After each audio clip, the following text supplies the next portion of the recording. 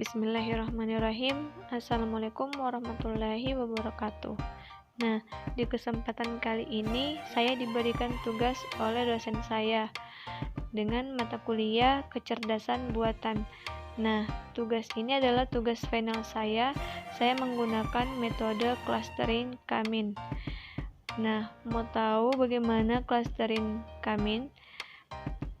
Sebelum itu, saya mau memperkenalkan diri dulu. Perkenalkan, nama saya Armita Ramadhani Putri Amiruddin, NPM 2017-020012, kelas TI 7A.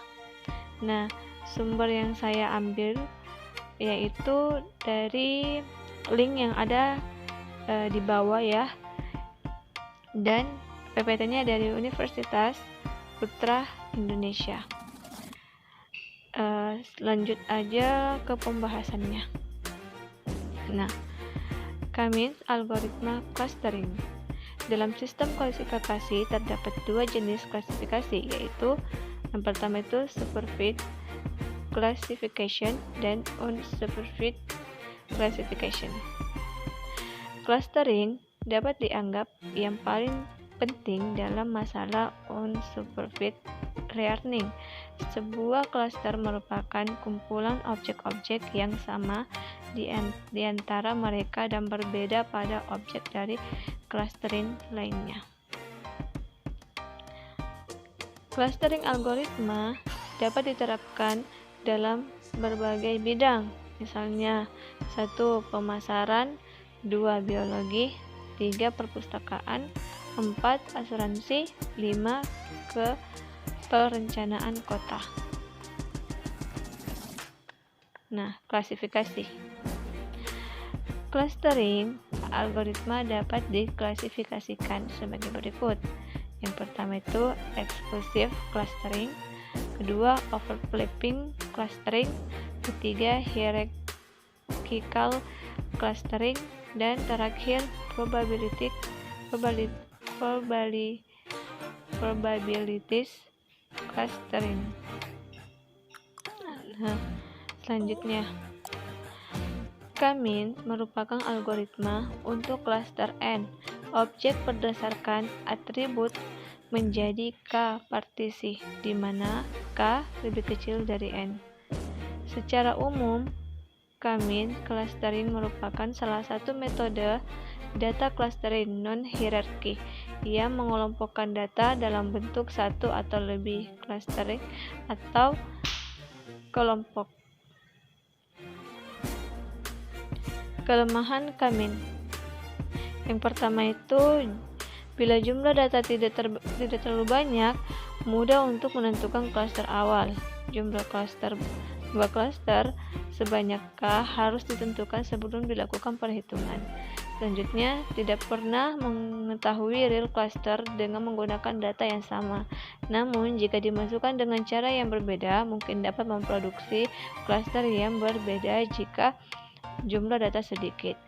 Keempat, tidak tahu kontribusi dari atribut dalam proses pengelompokan karena dianggap bahwa setiap atribut memiliki bobot yang sama. Algoritma Kamin clustering. Langkah-langkah dalam algoritma Kamin clustering. Yang pertama itu menentukan jumlah cluster, kedua menentukan nilai ketroid. Dalam menentukan nilai ketroid, untuk awal iterasi, nilai awal ketroid dilakukan secara acak. Selanjutnya, menghitung jarak antara titik ketroid dengan titik tiap objek. Nah, ini rumusnya. Kemudian, pengelompokan objek untuk menentukan anggota cluster adalah dengan memperhitungkan jarak minimum objek. Kelima, kembali ke tahap 2. Lakukan perulangan hingga nilai ketroid yang dihasilkan tetap dan anggota cluster tidak berpindah ke cluster lain. Nah, ini adalah flowchart Kamin clustering. Kita next aja. Selanjutnya, ini juga next aja ya. Ini juga. Nah, kita langsung ke contoh kasusnya. Diberi data nilai dari 12 siswa berbeda sebagai berikut. Dari 12 siswa sebagai berikut. Kemudian jadikan data tersebut menjadi 2 klaster.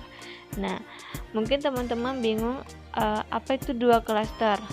Nah, di sini kan yang mau dicari itu adalah nilai mahasiswa yang paling tertinggi. Yaitu ada yang tertinggi dan yang terendah. Jadi 2 klaster, kita mencari nilai tertinggi dan nilai terendah. Nah, ini adalah contoh nama-nama siswanya, tabelnya. Ada nomor, ada NIS, nama, dan nilai-nilai mata pelajarannya. Nah, penyelesaiannya yang pertama itu kita harus tentukan pusat awal klaster atau ketroid. Untuk menentukan awal diasumsikan. Nah, kita di sini kan sebelumnya dia meminta 2 klaster. Otomatis kita mengambil 2 data dari tabel dan secara random. Jadi terserah kakak-kakak mau ambil yang mana. Nah, di sini saya mengambil data kedua dan data kelima. Diambil data kedua sebagai pusat klaster 1 dan diambil data kelima sebagai pusat klaster 2. Nah, jadi di sini kita ambil nilai-nilainya. Data 2 dan data kelima. Kedua itu perhitungan jarak pusat klaster. Untuk mengukur jarak antara data dengan pusat klaster digunakan Euclidean distance. Kemudian akan didapatkan matriks jarak sebagai berikut. Nah, ini rumusnya. Kemudian perhitungan jarak titik data ke 1 terhadap pusat klaster. Nah, kita hitung dengan cara dengan data nomor 2 tadi dan data nomor 5. Kita jumlah dengan dari semua data ini pada tabel. Jadi mulai dari 1 sampai data 12. Kita hitung dengan menggunakan data 2 dan 5. Dan ini hasilnya. Kita kurangkan dulu baru pangkat 2 dan hasilnya diakarkan. Nah, makanya seperti itu hasilnya. Begitu juga dengan yang lain ya. Dari 1 sampai 12. Nah, kita next aja yang ini. Nah, disinilah tempat pengelompokannya. Tapi kita perhatikan dulu perhitungan keterusannya sampai jarak dari data ke 12. Terdapat pusat klaster sehingga hasil perhitungan jarak selengkapnya adalah, nah, ini adalah tabel 1 sampai tabel 12. Nah, ini kan ada C1 dan C2, itu C1 klaster 1 dan klaster 2. Baris pertama menunjukkan nilai jarak data terhadap titik pusat klaster pertama. Baris kedua menunjukkan nilai jarak data terhadap pusat klaster kedua. Nah, kalau mau lebih tahu seperti ini. Kita perhatikan pada tabel 1. Yaitu pada tabel 1 di klaster 1 10,4, sedangkan di C klaster 2 di tabel 1 21,7. Jadi di antara 10,4 dan 21,7 yang mana paling terdekat? Nah, yang paling terdekat datanya adalah 10,4 karena dia lebih terdekat dan lebih terkecil. Maka begitu cara pengambilannya, cara pengambilan kelompoknya. Makanya saya menandakan di sini menandakan ada 10 anggota pada klaster 1 dan 2 di klaster 2.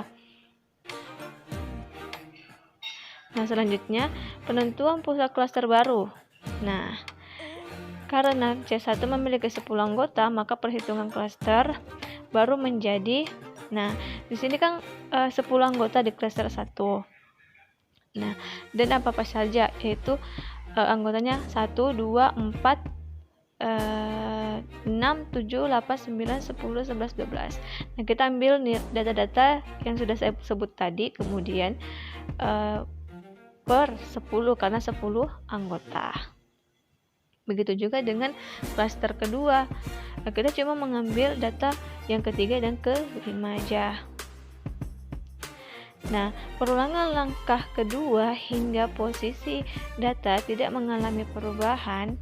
Nah, perhitungan jarak Jadi kita ulang seperti yang tadi dengan cara nilai yang sudah kita hitung tadi kan. Nah, perhitungan jarak dari data ke 1 terhadap pusat klaster. Nah, kita skip aja karena ini sama dengan perhitungan yang sudah saya jelaskan tadi. Ini juga ada yang ini juga. Nah, di sini perhitungan tersebut sampai jarak dari 12. Nah, seperti yang tadi kan kita hitung dari data 1 sampai data ke 12.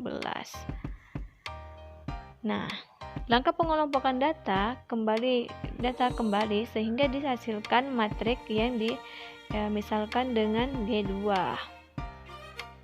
Nah, ternyata pada saat kita kelompokkan kayak seperti tadi kan di data 1, klaster 1 dan klaster 2 itu klaster 1 nilainya 5,5. Sedangkan di klaster 2 di tabel 1 2,5.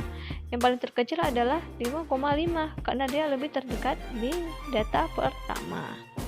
Nah, kita cari yang paling terkecil dan ternyata pengelompokannya tidak berpindah. Ternyata pada klaster 1 tetap memiliki 10 anggota dan klaster 2 tetap memiliki 2 anggota. Ternyata perhitungan yang kita lakukan tidak berubah sama sekali. Jadi, semisal pada saat perhitungan dimulai, kemudian kita melihat hasilnya berpindah, otomatis kita akan menghitung kembali seperti yang tadi kita jelaskan. Karena kenapa? Karena kita di sini mencari data yang sesungguhnya alias tidak berpindah tempat. Kalau sudah tidak berpindah tempat, kita tidak usah menghitungnya kembali. Nah, seperti ini penjelasannya. Karena G1 dan sama dengan G2 dinamakan anggota yang sama, maka tidak perlu dilakukan iterasi. Nah, seperti yang saya katakan tadi, tidak usah melakukan iterasi atau perulangan lagi karena datanya itu tidak berpindah atau tidak berubah, tapi tetap sama. Kalaupun berpindah, kita akan mengulangi perhitungan seperti yang tadi sampai datanya itu tidak berubah sama sekali. Dan sampai di sini hasil klaster sudah mencapai stabil. Nah, ternyata klasternya sudah mencapai stabil dan konvergen. Nah, kesimpulannya adalah hasil clustering adalah klaster 1 yaitu sebanyak siswa 1, 2, 4, 6, 7, 8, 9, 10, 11, 12. Sedangkan klaster kedua cuma memiliki siswa yaitu 3 dan 5. Nah, yang paling tertinggi itu adalah di klaster kedua. Dan sedangkan yang di klaster pertama itu anggotanya ada 10, nilainya kurang. Jadi mungkin itu saja dari saya. Kalau ada salah kata ataupun kesalahan menyebut, mohon dimaafkan karena sesungguhnya manusia tempatnya salah. Mungkin itu saja dari saya. Wassalamualaikum warahmatullahi wabarakatuh. Terima kasih.